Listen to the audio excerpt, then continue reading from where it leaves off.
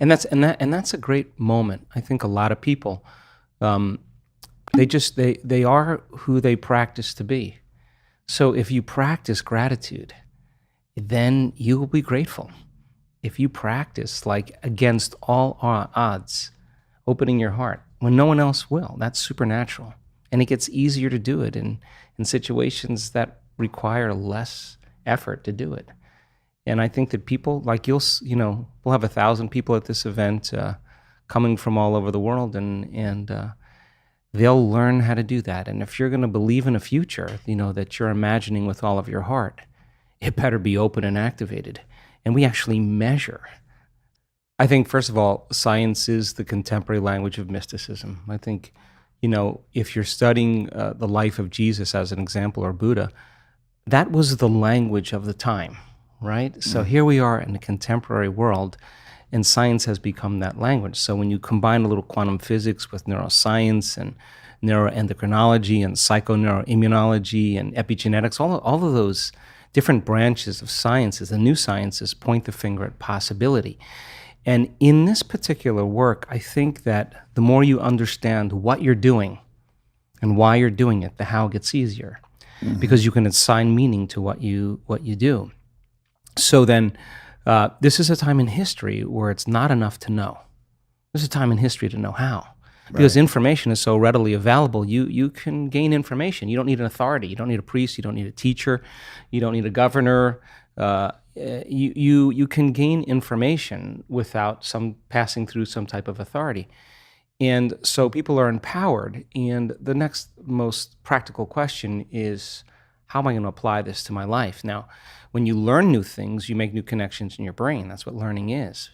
But if you can't remember what you learned, then you haven't made any new connections that are sustainable or maintainable. So the more the person can repeat what they've learned, the more they're installing the neurological hardware in their brain in preparation for the experience.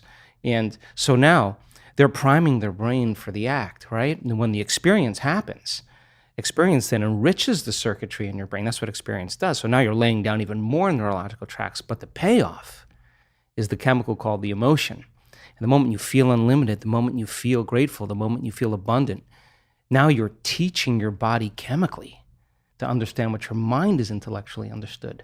So knowledge is for the mind and experience is for the body. And now we're embodying the truth of that philosophy. And we're literally signaling new genes in new ways and changing our future, or changing our genetic future. And if you've done it once, then you're an athlete, you'd be able to do it over and over again. And if you keep repeating it, you neurochemically condition your mind and body to begin to work as one.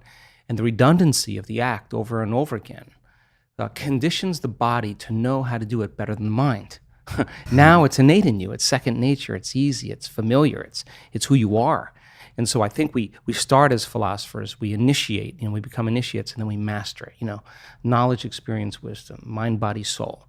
Learning it with your head, applying it with your hands, knowing it by heart, thinking to doing to being. And so I think to answer that kind of question or that comment is that, we should get up as if our prayers are already answered. The problem is that our senses fool us into separation. The person says, I want to be healed, I want to be healthy, I want to be wealthy. And they imagine it and they come back and it's not there. And when they see it, it's not there. The thought of their future creates the emotion of lack or separation. And if thoughts are the language of the brain and feelings are the language of the body, now you have mind and body in opposition. So then, if you think about something like appreciation or thankfulness or gratitude, when you are receiving something, when you just receive something, when something is happening to you in the moment, or something just happened to you that you enjoy, or you're surprised about, or is pleasing to you, you feel this emotion of gratitude. So gratitude becomes the signature, the emotional signature that it's already happened. Gratitude is the ultimate state of receiving. So now when the person combines a clear intention of their future and they open their heart and they feel the emotion of that future, their body is objective. It's the unconscious mind. It doesn't know the difference between the actual experience in their life that's creating the emotion and the emotion that they're fabricating by thought alone. In that moment, their body is believing it's in that future, in the present moment. And the stronger the emotion they feel, the more altered they feel inside of them, the more they pay attention to the picture in their mind. And we could say then that they're beginning to remember their future. And biologically, it's the same as remembering your past. So if you keep practicing opening your heart and you keep combining it with a clear intention, then the thought and the feeling changes your state of being, which means then if you keep doing that over time, you'll feel like your future has already happened. Now, what's the significance of that? If you feel like your future has already happened, you stop looking for it. You're no longer waiting and wondering when it's going to happen or how it's going to happen. You feel like it's already happened. So now you take your foot off the gas and you're no longer trying to predict or control or expect how it's going to happen. You're connected emotionally to your future. Well, the antithesis is also true. The stronger the emotion you feel for some betrayal, some shock, some trauma, the more altered you feel inside of you, the more you narrow your focus on the outer environment and the brain takes a snapshot, and that's called a memory. And so the stronger the emotion, the more the brain embosses the imagery neurologically in the brain. So then the person thinks neurologically within the circuitry of that experience, and they feel within the boundaries of those emotions. So then we could say then the person's biology is literally in the past. So you can't create a new future if your state of being is in the past. So people reaffirm their identity this way. They wake up in the morning and they say, let me think about my problems. And those problems are memories of past experiences that are etched in their brain. So they think about the person, the place, the object, the experience. And we could say then, if they believe that their thoughts have something to do with their destiny, they're thinking in the past. And every one of those problems has an emotion associated. So now they feel unhappy. Now they feel fear. Now they feel unworthy. And they might be addicted to those feelings. Oh, no, it's a conditioning process because conditioning, all you need is an image. They've mastered this on television, an image or a brand and an emotion. And all you need is a stimulus and a response. So every time the person remembers their future, their past, as they remember their past, the image with the emotion is literally subconsciously conditioning their brain and body into the past. And so if they're living in the familiar past, guess what?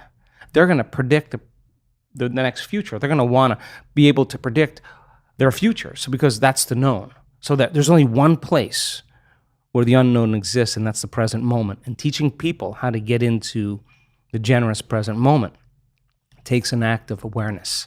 And most people would rather turn on their TV or, get on their cell phone. And this is actually, Aubrey, not a bad thing.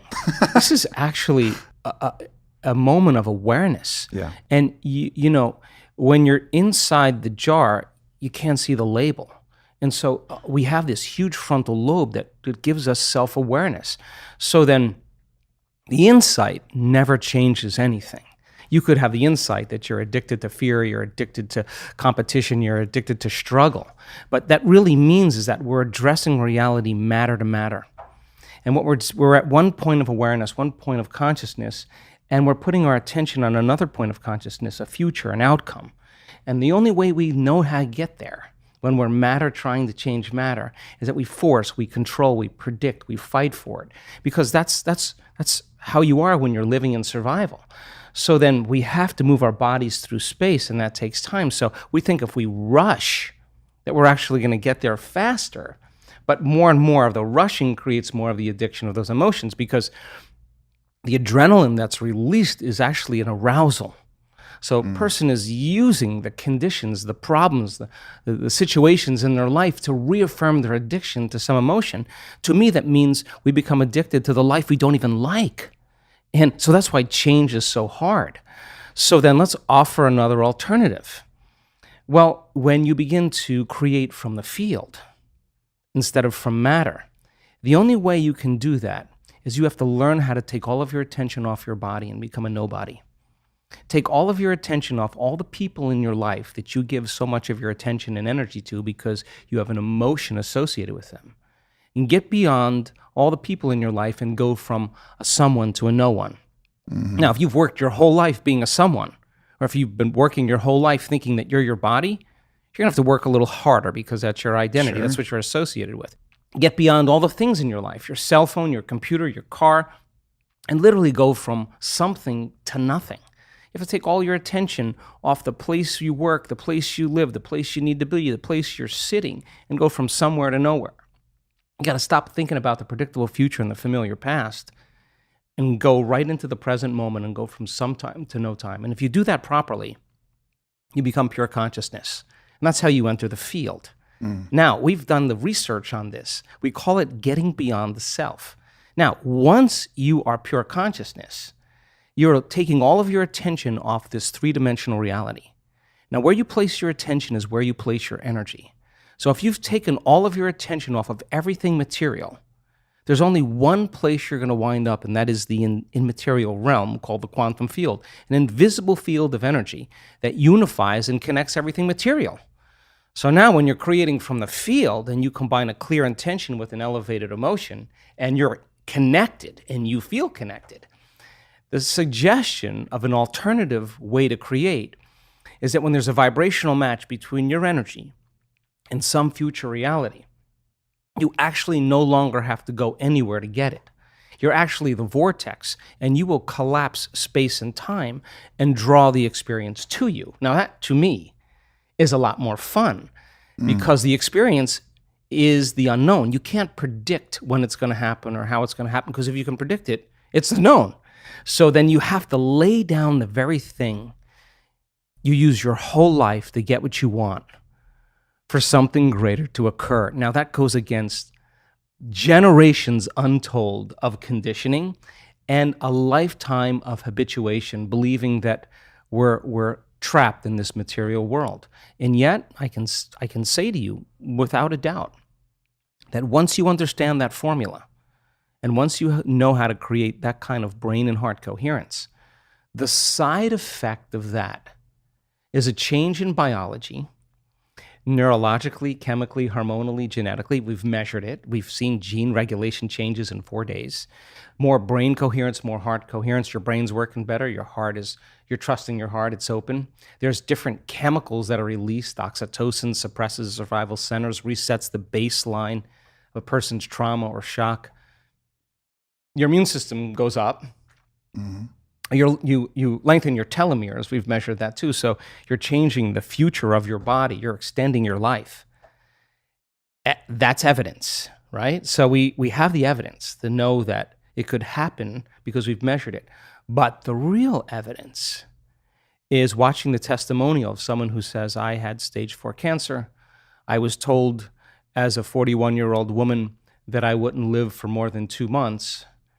And I have no evidence of cancer in my body at all. Or someone that's a physician who has Parkinson's disease that's tried everything from the medical route and has one transcendental moment, and their tremors and their pain are gone.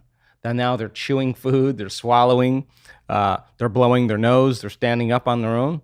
That's energy affecting matter. So we have hundreds and hundreds of testimonials of people that not only healed their body, but created pretty profoundly magical things in their life. So you have evidence in the scientific world, you have evidence in the practical world, and evidence is the loudest voice right now. And the accelerator of that whole process is witnessing it. Because I'll stand on the stage. I did this just in our last week-long event in Cancun. And I watched a man stand on the stage and tell his testimony of his healing. I looked out in the audience. There wasn't a person in the audience that was thinking about anything else. They were witnessing truth right before their eyes, a miracle. Now, you see that and you look at the person, it doesn't look like a movie star, doesn't look like a vegetarian, doesn't look like they're buffed, doesn't look like they're different than anybody else. They just look like an average person. And the most common thought that happens when you witness that is, if that person can do it, so could I. And that drops the belief right away. You cannot go back to being the same person after you witness that. It's impossible. You're witnessing that type of transformation. And stroke patients that have had a paralyzed limb for years or been blinded by a stroke, that have perfect vision again. And the scans from their physician shows a complete 100% recovery. Now, strokes don't heal if they don't heal in 2 weeks, according to the conventional model of medicine. And nerves don't really come back online if they've been damaged after a period of time. And yet we're witnessing those kind of supernatural changes. So then the belief, the subconscious belief that that is impossible. You may say, oh yeah, I believe that a person can be healed. Yeah, I believe in miracles. But when it comes time to actually execute them, you got to step outside a little bit and you got to trust a whole lot. So then when you start witnessing it, it becomes like a brush fire. I mean, we see in our events, once we start seeing those healings, we know it's going to just get better and more phenomenological. And then the side effect of that is a person with Raynaud's syndrome who has incredible sensitivity to cold, that has an immune problem, that is, you can't go out of their house. They stand on the stage and they say, I cannot believe it. I was just outside. It's November in London. I have no pain in my hands. And someone in the audience watches the same thing. We had 4 people at that event with Raynaud's syndrome go into complete recovery, into complete remission. So just like an infection spreads amongst the community and creates disease, all of a sudden health and wellness can be as infectious as disease. And wow, and all of a sudden it's the new consciousness, it's the new way. It's so we don't have to rely on something outside of us to make us feel better inside of us. We begin to figure that out. Well, I'm actually more interested in deepening that understanding, which means, do we need a sugar pill, saline injection, or some false surgery or procedure to change our state of being? I mean, do you need some external influence? Because the sugar pill is a symbol. It's a symbol of possibility, and the person has been conditioned that pills heal people. So they put their power into it, and the moment the physician says, this is a new drug, and the physician is enthusiastic or excited about it, that enthusiasm becomes contagious. And the person all of a sudden sees the possibility in their mind. They actually see a future, that they actually could be healthy or better. That's a clear intention. And when they feel optimistic, when they feel inspired, when they feel grateful, when they're changing their emotions or energy, they're combining a clear intention with an elevated emotion. And if thoughts of the vocabulary of the brain and feelings of the vocabulary of the body and how you think and how you feel creates your state of being, they just moved from their past present state of being into a future present state of being. They began to change their brain and body by thought alone. In depression studies where they give someone a placebo and they say this is the best drug for depression, 4 out of 5 people that are in the placebo study get better or do as well as people who are taking the actual antidepressant. That's 80%, right? But here's the deal. They've been taking that sugar pill for about 8 weeks. Every day, taking that pill and combining that clear intention with an elevated emotion, they're moving into a new state of being. So now what that means is you got to do the work. That means you actually have to practice sitting down, getting beyond all the people in your life, all the things you need to do, the place you need to, you gotta get beyond your body wanting to get up and go because it's been programmed that way. And you gotta tell your body, you're not getting up until I say.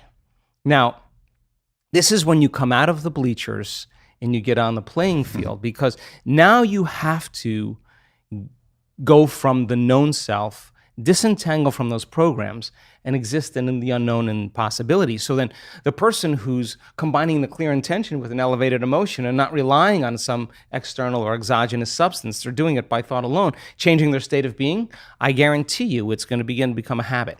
And they're going to know when they're there and when they're not. And the word meditation means to become familiar with. So then the more you become familiar with how you feel in changing that state of being, the easier it will be for you to do it with your eyes open as well as your eyes closed. And if you go back to the old state of being, there's a good probability that your pain or your condition will come back. So there's this kind of waltz that goes on when people are learning how to heal and change. They take a few steps forward and then a few steps back, and then 3 steps forward and only 1 step back. And they got to practice self-regulating. They got to practice what they're paying attention to, what they're unconscious of. And if you stay with it for a long enough period of time, all of a sudden now the person reaches a point, we've measured what happens, where their chemistry changes so dramatically that they're literally in love with life. Now, imagine what happens when oxytocin is released in the quantities that we see. Oxytocin signals nitric oxide. Nitric oxide signals a chemical called endothelial-derived relaxing factor, and that's a big word or set of words that just means a chemical that signals the arteries in your heart to literally expand. And when they expand, you're getting more blood flow in there.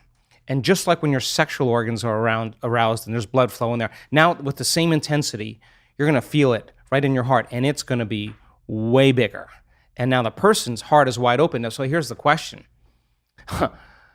The person feels those emotions. Do you think they're going to want to judge somebody else in that moment? You think they're going to want to hold a grudge? They're not going to try to forgive. They're going to feel so amazing. They're not going to want to lose this feeling, and they're just going to say, "I forgive you. I'm not going to give this feeling up because of you." Now that's the side effect of true transformation. The side effect is a greater level of consciousness. The side effect is a greater skill set in life. And I think that when you start getting good at this, then all the things you thought you wanted, you no longer want, because when you're creating more brain and heart coherence, you feel more whole. And the more whole you feel, the less you live in lack. So how could you want many things if you feel whole? It feels like you already have them. And that's actually when you start to see those wonderful miracles, those synchronicities, those serendipities, those coincidences happening in a person. Those are experiences coming to them. That's the field dropping breadcrumbs saying, keep going, keep going. And there's a synchronization between that person's energy and their future. And the side effect of that are signs. And that's when it gets to be exciting, because every sign does what? It creates an enthusiasm, an excitement. And you're kind of going, hey, there's another sign. I'm going to go do it again. So now you're not going, oh, I have to meditate today. Oh, geez, I got to create my life. You're looking forward You're to like, oh my God, I don't want the magic to stop happening. I'm going to get into it. And every synchronicity creates that elevated emotion, and you use that energy for the next creation. And people climb out of their lives, climb out of their past. So the body's a protein-producing machine. Every single cell in your body, except red blood cells, makes proteins.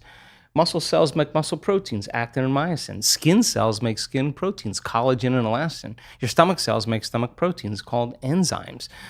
Your immune system makes immune proteins called antibodies or immunoglobulins. Your eye cells make eye proteins called keratin. So your body's a protein-producing machine.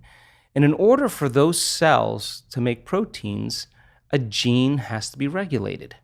So then they used to say genes create disease. Lie. It's an absolute lie. There's a very small percentage, about 5 to 1% of the people on the planet are born with a true genetic condition like type 1 diabetes. The other 95 to 99% is created from lifestyle or behaviors. Two identical twins sharing the same genome. One dies at 52, the other one dies at 88. Well, what happened there? It was the reaction to the environment that caused their genes to be switched on or upregulated to make a healthy protein, or downregulated to make a cheaper protein. And it turns out that when you're living in stress and living in survival, you're living in emergency mode, and that's not a time for growth and repair. Yeah. That's a time to mobilize all the body's energy, all its resources from some endangered situation, real or imagined, in their life. So if you're living in emergency mode for an extended period of time, and you keep signaling that gene, well, my goodness, it makes sense then that over time the gene's going to begin to wear out, just like taking a copy of a copy of a copy of a copy. Sooner or later, you're going to start making a cheaper protein. So the expression of proteins literally is the expression of life. So then, is it possible then to signal the gene ahead of the environment? The answer is absolutely yes.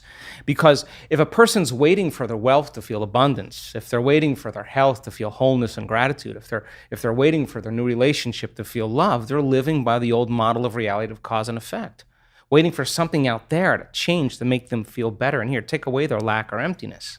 But the moment the person embraces the emotion ahead of the event, if they understood what they were doing and why they were doing it, then if the environment signals the gene, and it does, and the end product of an experience in the environment is an emotion, when you embrace the emotion ahead of the experience, you're signaling the gene ahead of the environment. And if genes make proteins, and proteins are responsible for the structure and function of your body, you begin to become that very person. So it's not our wealth, it's not our health, it's not our new relationships, it's not the things we accumulate, it's who we become. Yeah. So we overcome the old self, which takes a great act of will and awareness, and we become somebody else. So then when you become it, nobody can take that away from you. In fact, you know how to do it, or you know that you are it. And an abundant person doesn't say, I'm abundant, I'm abundant, I'm abundant, or a healthy person doesn't say, I'm healthy, I'm healthy, I'm healthy. They don't say that. They are it. Yeah. So then most people have just been fooled by their senses because their 5% of their conscious mind is holding the intent, but their body is habituated into a predictable future or emotionally conditioned into the past. And they're saying, I'm healthy, I'm healthy, I'm healthy, or I'm happy, I'm happy. And the body's going, you're miserable, you're unhappy.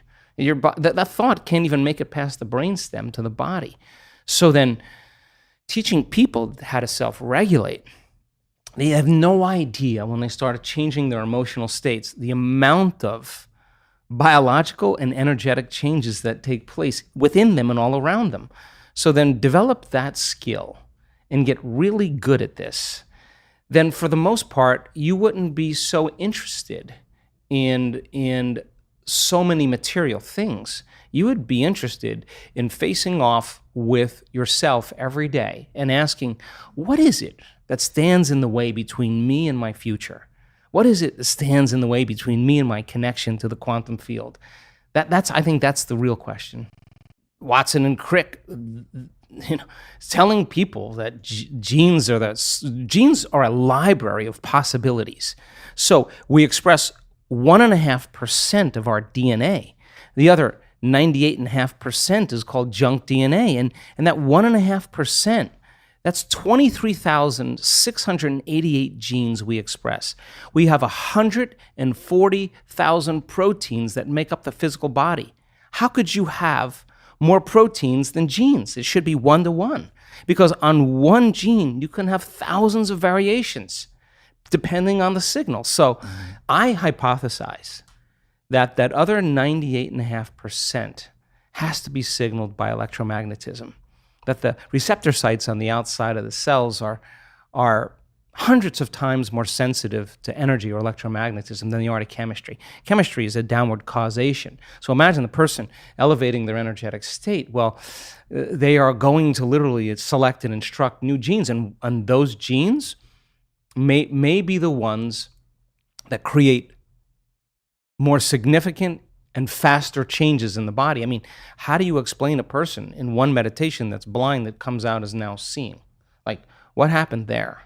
What about the stroke patient who was paralyzed for years is now moving a limb? I mean, it's not matter that emits a field. That's an illusion. It's the field that creates matter.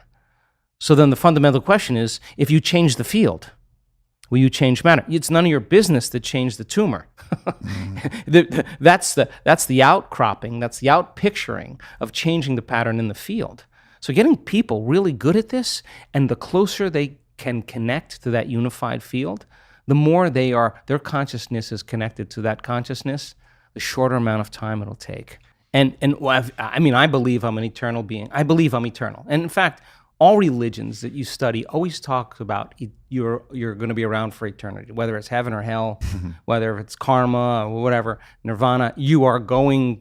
Consciousness is going to exist. So you're going to be stuck with yourself for a very long time, which then begs the question, well, if I'm waking up now and it's 2019 and I have this healthy body and this charisma and I'm successful, my goodness, I'm going to use the same passion, the life that I've created with those great habits, and I'm going to turn it inward, and I'm going to bloom like a flower in a new way. Because, hey, someone did it at 33 years old. You're 38. Mm-hmm. So what? There are people in this group that we're about ready to go that are in their 80s, and they could be home watching Wheel of Fortune, and they're all in. And you can't tell me you're too old to do this work. We have people in their 80s and a few in their 90s. I've seen their brain scans, and they know how to do it. And you know what? They're happy. You can't tell me you're too sick to do this work any longer. We have really, really sick people that have reversed very serious health conditions and even genetic disorders that there were no solutions for in medical science. And there were days that they doubted themselves. And there were days that they didn't feel like doing their meditations. And there were days they were in so much fear because the doctors told them they were stupid and they were going to die. And there were days they could have excused themselves and said, I have too much going on, I'm too busy. And they could have excused themselves and not done the work. But guess what? They did it anyway. They overcame the conditions in their environment. They overcame their beliefs. They overcame those programs, the conditioning. They overcame their body. They overcame their fear. Their love for life started to become greater than their fear of death. That's just because they made the effort to turn the battleship around. And you can't even tell me that you're too overweight or too underweight or too out of shape. I've seen it on all shapes and sizes. You can't even tell me that you never meditated before. In fact, many times people who have never meditated before have the most profound readings because they're not trying to do anything or expect to do anything or doing it their way. They're just following what you tell them to do. And in their innocence, they run right into something really big. So what? At 38 years old, practicing this, you could say then my new goal is to live for 150 years in a body that's 38 or 48. And we're measuring telomeres. We have people, many people, their biological age is way different than their chronological age. They don't care that they're 38. Their body tells them they're 28. And why? Because they're working with down-regulating genes for disease and up-regulating genes for health every day. Why? Because they understand that they can. And if you don't understand that you can and you're ignorant, then it doesn't work. So then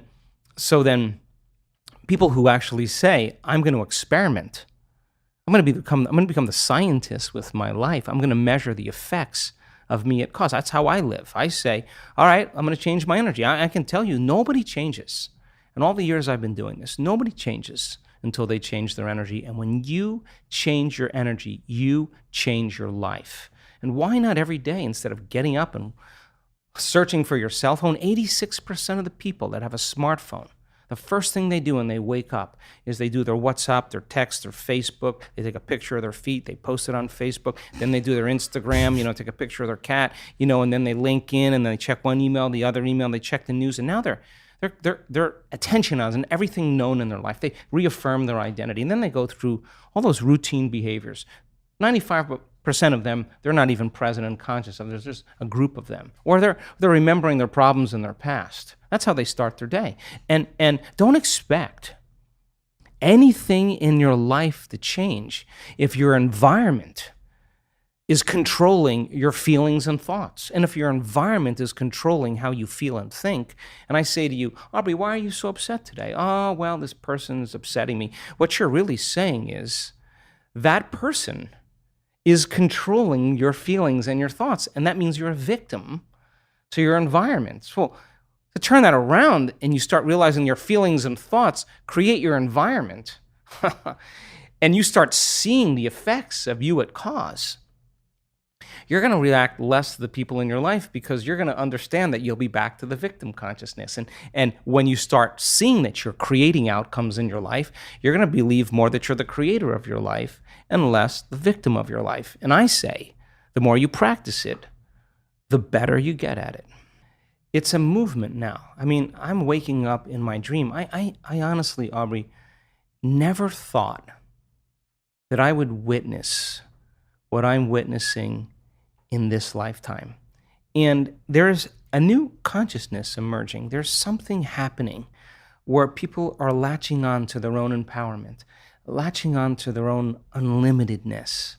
And it's becoming very contagious. So the person, I used to golf a lot with my friends, and I used to say to them, I'm a decent golfer, but I'd say to them, I'm just not good enough to get upset. I'm really not. But I'm going to have a lot of fun, and I'm going to play. And the more fun I have, the better I play. I watch, you duff a shot, and then you start getting angry and frustrated. It's the same thing. Yeah. That's your game is you're gonna make the same mistake on the next swing because your emotion is keeping you in your past. So you got to make a choice to self-regulate or not. And the ones that get right back on, that have ice water in their veins, that can settle down and refocus again, yeah, those are the ones that execute really well. So the person who can't get beyond themselves, it's just a matter of practicing. How many balls do you have to hit? How many punches do you have to throw? How many kicks do you have to throw till all of a sudden you start looking forward to doing it? And yeah, I can tell you this because I've been doing it for a very long time. Some days are easier than others, but I'm not going to give up. I'm just not. I mean, if I'm going to carve out some time, then I'm all in. I'm not going to shut my cell phone off. I'm going to can disconnect from it. It's all going to be there when I get back. What I'm going to do is I'm going to make my inner world more real than my outer world. And step by step. I mean, you can't get impatient doing this. You can't get frustrated doing this. You can't get resentful doing this. You can't force it or control it doing it. I've seen what happens in the brain. You're going to make your brain worse. So sooner or later, you start figuring out that isn't it. And all of a sudden, you start following the instructions. And you start going, wow, that was really easy. What was I doing up to this point? Everything but the formula. You were doing everything else but the formula, doing it your way, analytical mind telling you to quit, it's too hard, you'll never get it. Yeah, those are the exact things that are standing in the way between you and your future. And every time you become conscious that you do that and you settle back down, that's a victory. Every time your body wants to get up and check an email or check the cell phone or get up and get a cup of coffee and you settle it down, you're telling the body it's no longer the mind, that you're the mind. Every time it wants to go back to the past and romance some trauma just to reaffirm some emotional state, and you become conscious of that, and you say, where I place my attention is where I place my energy, and I'm siphoning energy out of the present moment into the past, and you become conscious of it, and return back to the present moment, that's a victory. And every time you start thinking about the staff meeting at 6 o'clock or 5 o'clock in the afternoon, and that's the known, and you stop and you return back to the present moment, you're disinvesting your attention and energy out of that future, and you're making room for the unknown in your life, and that's a victory. And when your will gets greater than the program, because most people lose their free will to programs, because they are on that wheel where you could take their yesterday and lift it up and set it on their tomorrow, because they're in the habit of doing everything in a routine way. So then when they lose their free will to a program and their body, which is a habit, has become the mind, now their body's dragging them into a predictable future.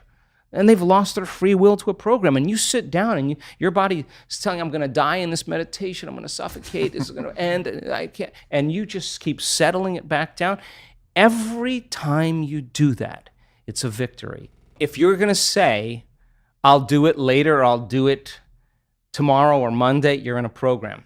Yep. Right? Because you actually should be doing it in the moment. Right? Right. So then I assert that if you're not in the present moment, you're running a program.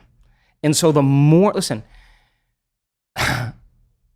paying attention is being present, and it's a skill. And you know when someone's present with you in your life because they're paying attention to you. And you know when they're not present with you because they're not paying attention to you. So then imagine you're going to create and you're not present. How could you miss the moment of creation? You then are in the known. You're in the familiar past or the predictable future. So that sweet spot of the generous present moment, if you keep practicing overcoming your body, overcoming the conditions in your environment, and overcoming that predictable future and the familiar past, and you keep working for the present moment, you are going to develop the habit of being present. And if where you place your attention is where you place your energy, and you're in the present moment, you got a lot of energy to use. You got a lot of energy to execute. You got a lot of energy to design a destiny with. I'll be the first person to say that we already know how to do this. Yeah. We are wired to be creators. We already know how to do it. You just made up your mind that it was more important than anything else. And you have that vision, you have that possibility, and the moment you feel that emotion, you're connected to your future, and no person, no thing, no experience will stand in the way between you and that future.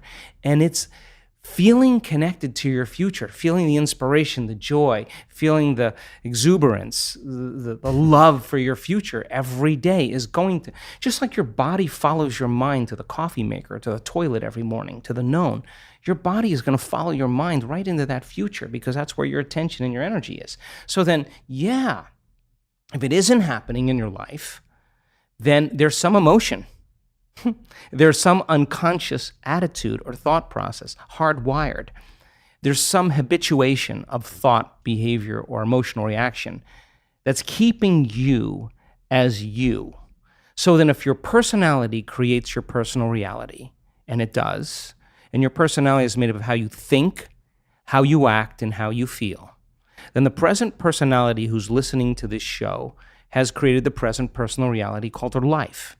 So if you want to create a new personal reality, a new life, it means you're going to have to change your personality. That means you're going to have to start thinking about what you've been thinking about in that 95% and change it. You're going to have to become conscious of your unconscious habits and behaviors, how you speak, and modify them. And then you're going to have to look at those emotions that keep you connected to the past and decide, does this emotion belong in my future? And if it doesn't, leave it behind and the memory associated with it. So most people try to create a new personal reality as the same personality, and it doesn't work. We literally have to become someone else. And the act of becoming is a function of overcoming. So that means you got to light a match in a dark place. And when you sit down and all of a sudden you hear those voices, I can't, it's too hard, I'll never change, it's my ex's fault, it's my boss's fault, I'm too this, I'm too that, I'm too old, I'm too tired, it's too late. And those are the thoughts that are the boundary of the known. And now you're stepping out into new territory, and the body that's been conditioned to be the mind emotionally is saying, don't leave the known here. Stick with guilt. It's much better. Stick with suffering.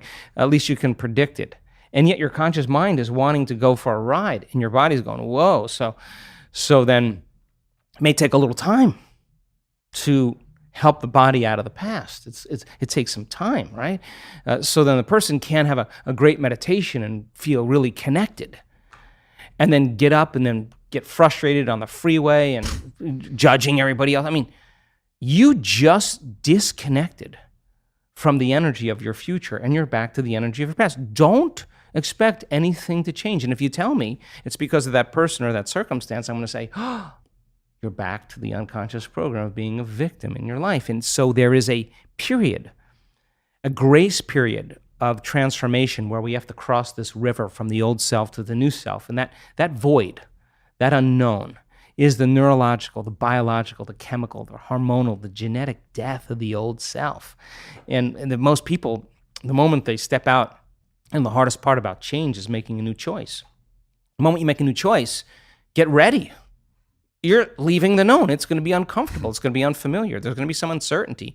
You can't predict. You're not in the known any longer. And most people, they step out and they hear that voice. It's too hard. You never change. And they believe in that thought. And that thought leads to the same choice, which leads to the same behavior, creates the same experience, produces the same emotion. And then they say, oh, this, Aubrey, feels right to me. No, that feels familiar.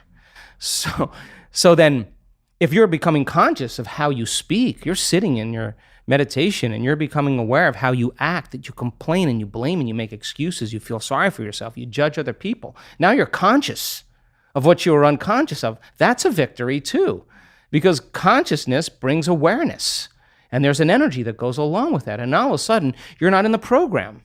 You're the consciousness observing the program. You're outside the jar. You're objectifying your subjective self. You're seeing yourself through the eyes of someone else. And then when you look at those emotions and you say, my goodness, I didn't even know it was guilt. This is how I always feel. I didn't even know it was guilt. Now I know. All right. Well, now that you know, you can't not know. So then what are you going to do? You're going to live with the knowing that you're a victim or you're guilty or you're suffering? No, the insight isn't going to do anything until you initiate some type of change. So then You say, I'm going to stop blaming, complaining, make excuses, feeling sorry for myself, judging other people.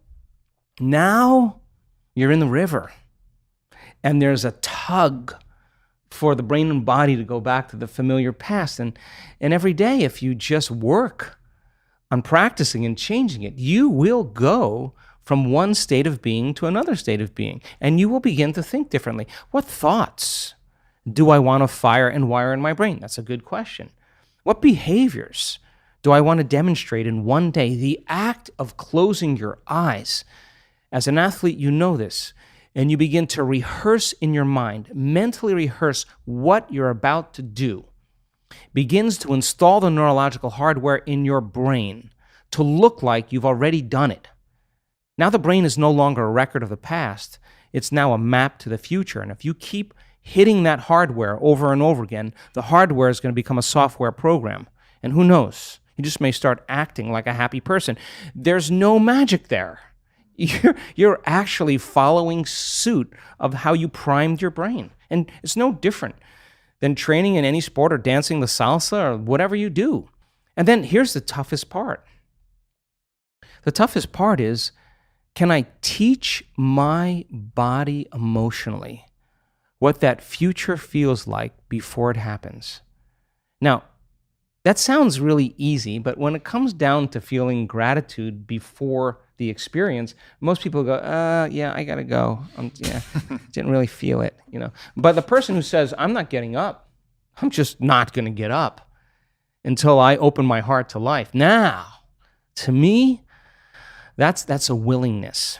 So then as they trade guilt and suffering for joy and freedom and inspiration and a love for life, and they're doing it without relying on anything outside of them, they're going to be more prone to no longer need anything outside of them to make them feel that way. They're going to feel that way naturally, and then everybody's going to be really suspicious, like, he changed his medication. Ooh, he's doing something. He's not telling me. You're going to show up unpredictable in your life, and that's when we begin to become outstanding or supernatural or extraordinary.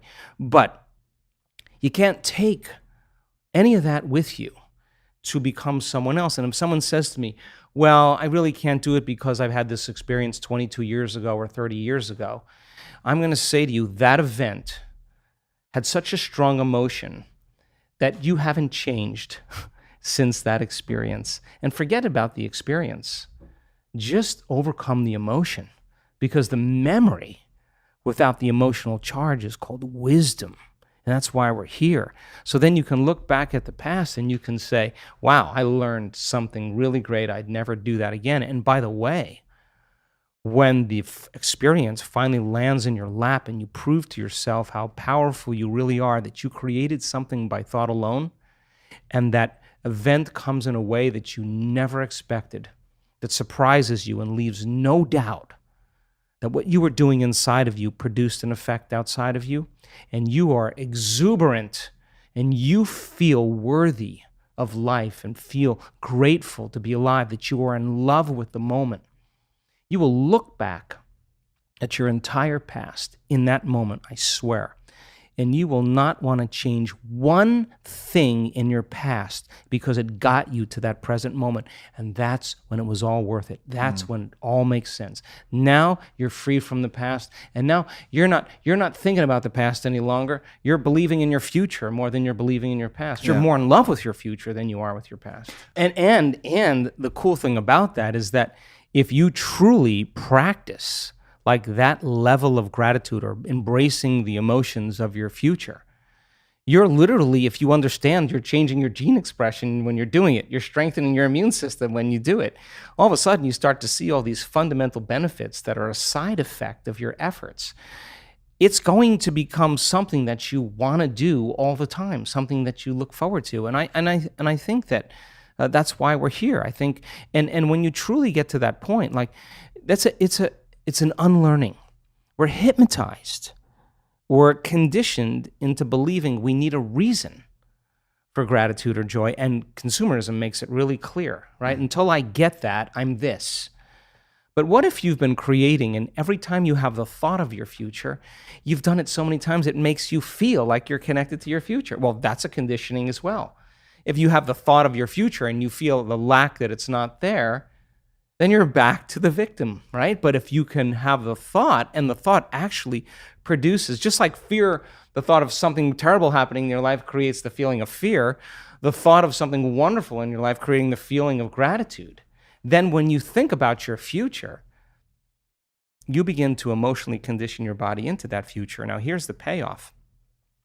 Thoughts are the electrical charge in the quantum field, and feelings are the magnetic charge in the quantum field. And how you think and how you feel broadcasts information and energy into the field. So into the collective field. Into the unified field. So the question is, what are you broadcasting every single day?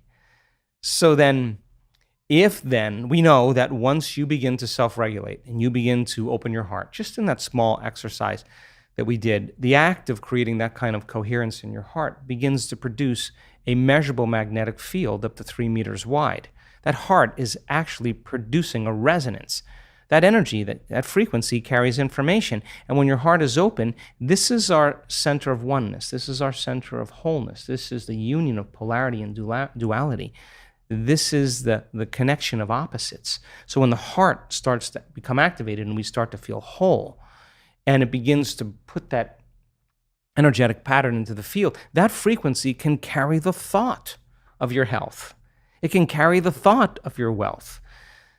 And the frequency of suffering carries different thoughts. It can't carry the thought of health. 70% of the time, people live in survival, live in stress. And that invisible field of electromagnetism that's surrounding the body, that resource of energy, is going to be squandered into chemistry. And every time you react, the field around your body shrinks a little bit more, and you become more matter, less energy, more particle, less wave. And then the hormones of stress cause you to narrow your focus on the cause. So when you narrow your focus on the cause, you're focusing on the particle in quantum physics, matter, and your senses are so conditioned into focusing on matter that you're beginning to experience separation. So the more I live by the hormones of stress, the more I have separation. There's separation between me and you, and my senses are fooling me into it. But the unified field says there is no separation. So then, if you're addicted to those emotions and they're heightening your senses, that's what they do in survival, and you become a materialist, and your field around your body is shrinking, then you're going to feel separate from the quantum field, and it's going to take a long time for you to create what you want, because you're separate from the field, and you will be matter trying to change matter. So the moment you begin to activate this center, this is our connection. This is our first connection to the unified field. The moment energy moves into this center, and we've measured this, the field around the body expands, and once there's energy in the heart, guess where it goes? Straight up to the brain. The heart acts as an amplifier, and literally it begins to increase energy in the brain. So now, once that field begins to expand, and you get beyond, you take all of your attention off your body, off the people in your life, the things you own, place you need to be in time itself, and you become pure consciousness, and you take all of your attention out of this three-dimensional reality, out of the known, and you start putting your attention on that field. There is a technique that we teach to do that, and you begin to feel connected from that field. Now, the faster the frequency, the higher the emotion you feel, the shorter amount of time it's going to take for it to appear in your life, because the faster the frequency, the closer you're getting to oneness and wholeness. So then when you teach people how to get beyond all of the elements in this three-dimensional reality and begin to open their heart, that frequency is their connection to the field. The moment they open their heart, they become more energy than matter, more wave than particle. And now that becomes the amplifier that begins to generate a whole new set of thoughts, a whole new consciousness. And that heart center then makes us want to serve, makes us want to take care of one another, to inform one another, to help one another, to give to one another, to heal one another. That's what creates unity. We know this to be the case. We've taken 1,000 people in a room. We've set 50 people in the front of the room wearing HRV monitors, heart rate monitors. And we've told the entire audience to move into heart coherence and brain coherence and have the intent for the greatest good for the people sitting in the front of the room. And in a matter of seconds, all their hearts go into coherence at the exact same time, in the exact same day, in the exact same meditation. They're being influenced by energy, and their autonomic nervous system is being entrained to a new frequency. So imagine then, you begin to change your energy, you begin to affect many people in your life. If you're feeling connected to all possibilities, then it makes sense then that once you're connected, you don't have to worry about how it's going to happen or when it's going to happen. It's none of your business. It's like your consciousness is already communicating with the consciousness of all of the collective consciousness around you, which we're all connected to ultimately. And the closer you get to source, the more you can surrender and go deeper, the more connected you are. Then how it plays out in three-dimensional reality, leave it up to the greater mind and just live as if your future has already happened.